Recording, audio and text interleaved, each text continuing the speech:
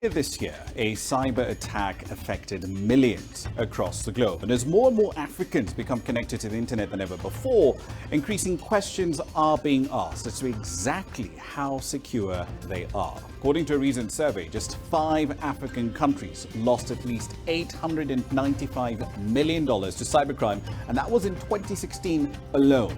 In Africa, with slightly over 19 million people connected to the internet, Nigeria has the highest internet penetration in Africa. But the country is also ranked first on the continent and third, only behind the United States and the UK, in global cybercrime. And a rise in online transactions and electronic shopping in Nigeria has only made the situation a lot worse, with many platforms coming under attack. So what exactly is the government over there doing about it? Here's CGTN's Deji Badmus with more. In Nigeria, over the last few years, especially in the earlier days, one of the most popular, forms of cybercrime was spamming.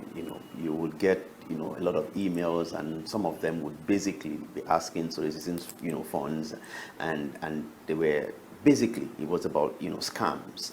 But that has changed, because you still have that. But now you have, some form of phishing, which is basically somebody giving the impression that they're either sending an email from a bank or from a trusted source, or it could even be a combination of both, them sending you to a particular destination to put in your information, of course. We must rise to protect every Nigerian from the misuse of our cyberspace. Nigeria enacted a cybercrime law in 2015. But cybersecurity experts say the law does not go far enough to cover data protection and make it mandatory for organizations to publicly report any breach whenever they suffer one. But the government says it is collaborating with cybersecurity experts in the country to come up with a comprehensive plan to deal with the problem. We know the seriousness of this problem, because once one data center is attacked successfully, a lot of information will be lost and may be lost forever. So government is taking it with all that it requires, and I want to assure you that within the shortest possible of time, you will begin to see the immunity that government is providing for cyberspace in Nigeria. Back to Talk Africa. Now, to dig a little deeper into the state of cybersecurity across Africa and what governments and organizations from businesses to civil society on the continent are doing about it, I have expert guests standing by. Let's focus perhaps with the status of cybersecurity across Africa. What we found in the last reports, specifically from the African Union, is that it specifically highlights a number of cybercrimes such as cyber attacks, malware attacks, spamming, phishing attacks, and also command and control servers and bots. Those are the ones that were specifically highlighted in the recent African Union report.